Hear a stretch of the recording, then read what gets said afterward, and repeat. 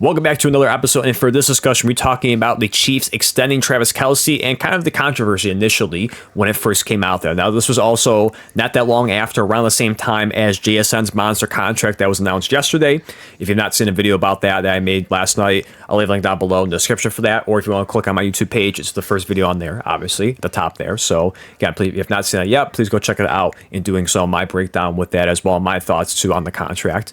Alongside that, like I said, we were given Travis Kelce, which is definitely intricate with it. It's a lot more detailed than what it was on the surface initially. It was first posted by NFL, reported by Ian Rappaport. It was a 3-year, $54.7 million deal, and this caused a lot of outrage, including myself too, and for, again, a ton of us. You probably saw it when it initially first came out yesterday, before the more details came out about the contract and how the Chiefs structured it in a certain way, that it was a huge overpay. It was. I mean, you look at a guy who's 36 years old, who is still producing, and I'll get to in a second why I think people are kind of overpaying Kelce to a point, because they're comparing him now as opposed to he was a few years ago, as opposed to Kelce now versus everyone else in the league. When you look at where he ranks among tight ends for targets, receptions, yards, touchdowns, you see not just for this year, but the last 3 years of the quote-unquote drop or the fall off of Kelce, he's still relatively productive. He is. He's still among one of the top tight ends in the league, and we'll get to that in a minute for that. But even still with that, it's a big overpay, especially when you look at the Chiefs for a while now, struggling with the cap situation, especially with getting rid of their superstar, if you want to call him that, so one of the top corners in the league, and Trent McDuffie, trading him to the Los Angeles Rams. And you see the big contract he got there not long after that he got traded. So suddenly they looked at it and go, hey, we cannot sign McDuffie, who's much younger and certainly in his prime, or has not even arrived yet in his prime per se, if you want to look at that way, depending on his age, that you pass on it because, well, we don't have that much money. We have to save money. We feel like we can go elsewhere and get cheaper deals, similar to the Tyreek Hill situation a few years prior to that, before they made the 3 straight Super Bowls. They viewed it that way, similar to where people were outraged because of it, and they used those picks to rebuild the team, and which again got them to 3 straight Super Bowls and 2 back-to-back championships. So it could be a similar suit for Trent McDuffie in this way.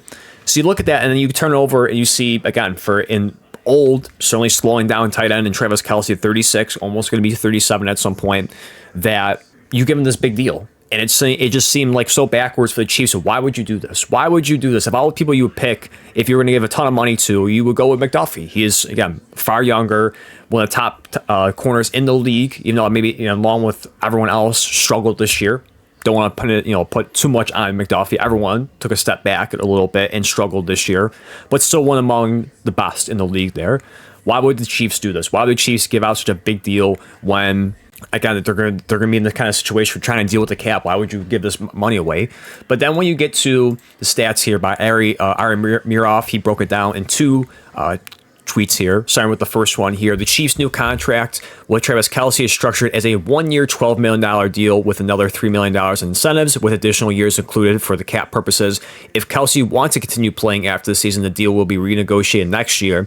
As currently structured, it is set up for this to be his final season, after which he will retire, allowing the cap hits to be spread out over those additional years.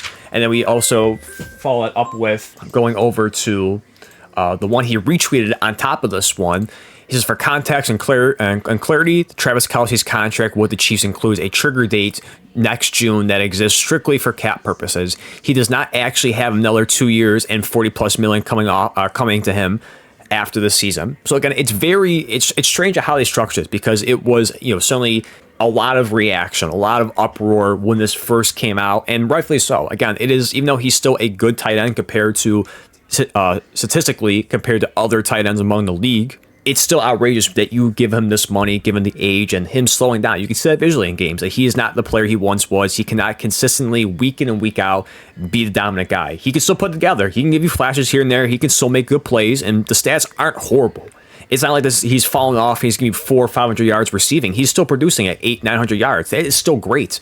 But again, we're comparing Kelce now to his older self, or younger self, I should say, of what he's done, where he's well over 1,000 yards, 1,300 yards, and it compares to 800-900 yards now. So we look at that and comparing his old self to his younger self and think, well, he's dropped off, he's fall off, he's not a good player anymore. But when you compare his old self now compared to the other tight ends among him, he's still up there statistically in terms of rankings. Now you can be the judge of where he ranks and stuff like that. That's your opinion. That's for you to judge on where he ranks for that and where you think he is at the point of his career.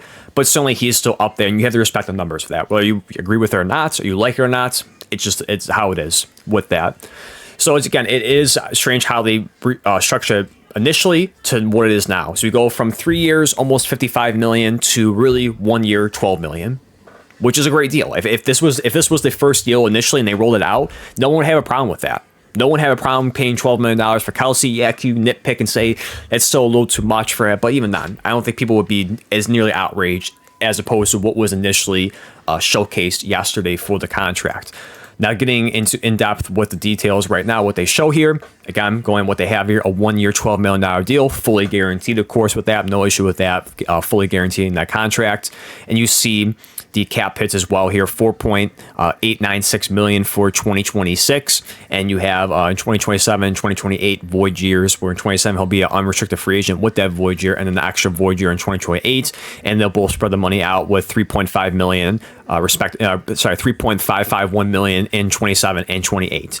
And I do agree to the point where they said what Mirav put it as initially in his first tweet that I showed you, that I do expect this to be the final year, because I just don't know what to expect for the Chiefs. I don't know where the status is for Patrick Mahomes and if he's going to be ready to start training camp or week 1 of the season. Will he miss a few games early on in the season? Will he miss half the season? Again, I don't know where Mahomes is. I haven't heard anything about any setbacks or any problems, which is a good thing, of course, a year. I don't want to have any bad things happen to him with his recovery and his rehab.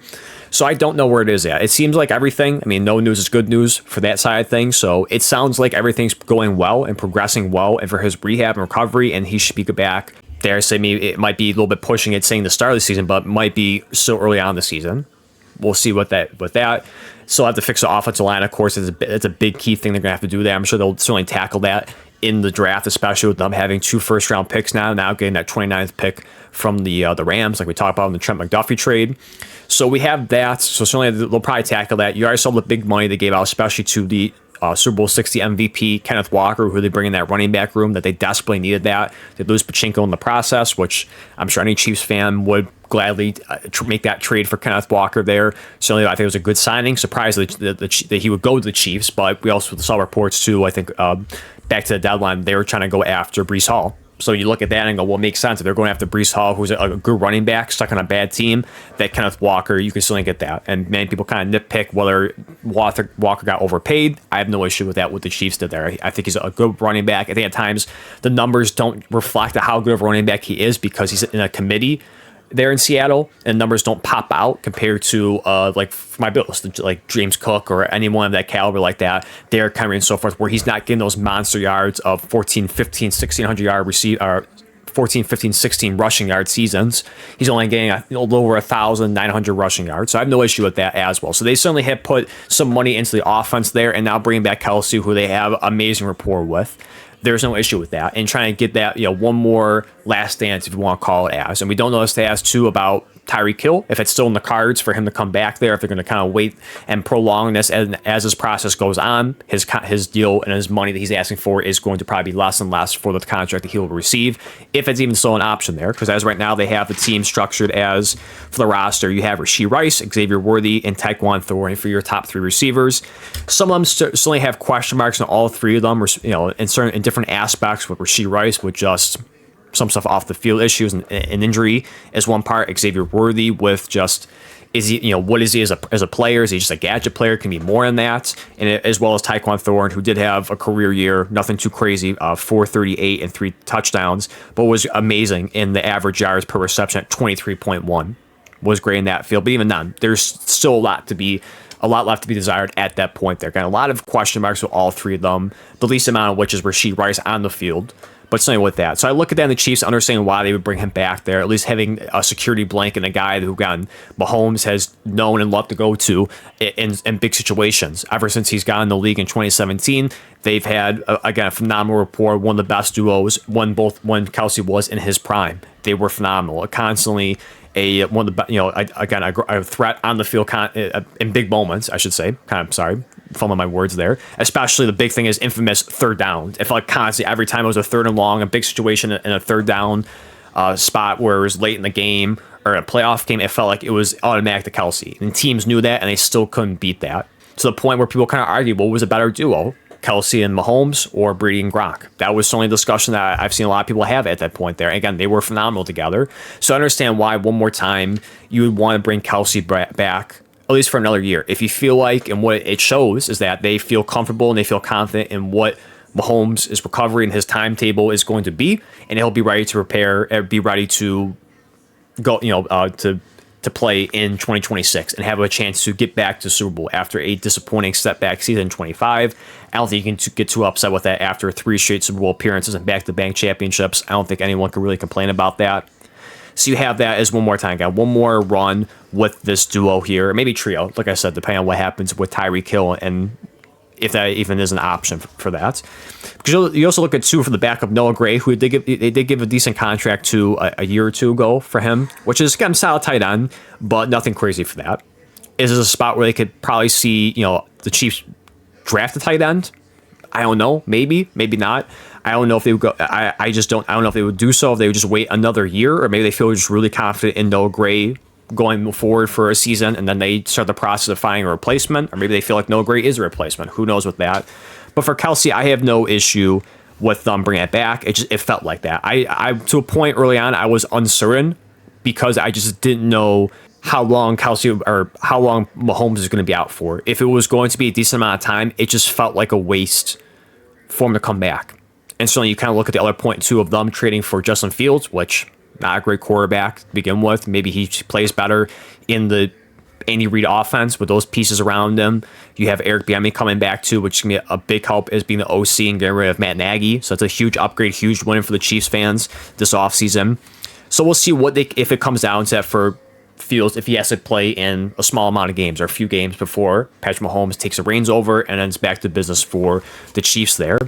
I just wasn't sure initially when the season first ended. Was there uncertainty? I felt like he was going to come back regardless, but I didn't know if it was going to be a waste of a season where if Mahomes is out for a decent amount of the year and they're not playing well, is it even worth the time for Mahomes to come back? Is it to a point there where you're really putting too much pressure on Mahomes to kind of unbury the Chiefs if they're at a point there where they have a losing record at that point, if it was halfway through the year, a little bit more halfway over the year?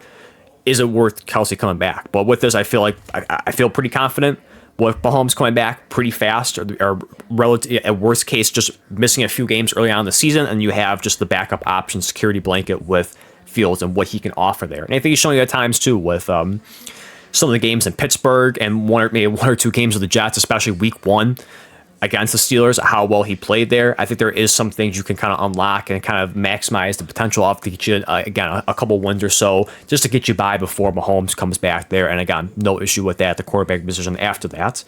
So I have no issue, with the Chiefs bringing back Kelce for one more year, at least in how they structured there. Kind of fool everyone initially. I don't know if it was to kind of certainly rage bait people into reacting in that way and how they structured it. Again, it was completely different of how the perception was when that first came out versus it is now. And then getting to PFF for the stats and showing that here. So you look at this is 2025. Again, people are going to bash him and saying he's fallen off a good amount or he's washed. Because, again, they're comparing Kelce now as opposed to what he was a few years ago. But you look at everything all across the board there for PFF, and I always say this too when I use it because people kind of get a little iffy with PFF. If you buy into it, of course. I always like to put the disclaimer out there for that. Targets, he was 4th among tight ends. Receptions, he was 6th. Receiving yards, he was 4th. There is certainly the worst out of the 4 categories is touchdowns, 11th. But even then, you look at that, is that a washed tight end? Is that a bad tight end, an aging tight end? If he's top 5 in 2 categories in receiving yards, targets, he's just out of top 5 in receptions. And if you want to bash him for touchdowns for 11th, if that's the worst thing about it, that's pretty good. Again, you look at it all across the board, that's pretty damn good. Again, top 5 in 2 categories, that sounds great.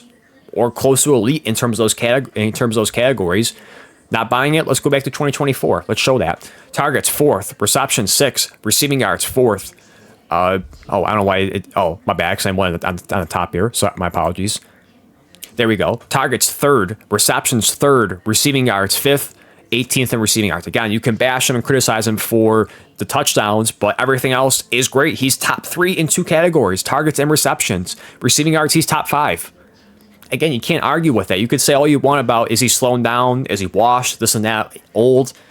And to a point, it is right. When you watch him on TV, watch him in games, he can't consistently put games together as well as he did in years ago.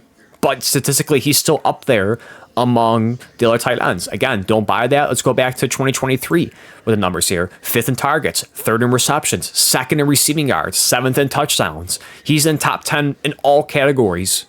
Top 3 in 2 categories too, top 5 in 3 of them. So I mean, you look at that, and again, I think people kind of overreact on the aging. He's old, he's washed, this and all that I've seen some people talk about for this one. And I get people were kind of throwing it out there because of the contract, which is to a point justified and certainly valid of what people were saying, because it wasn't overpay initially when you look at that original number of 3 years, almost $55 million.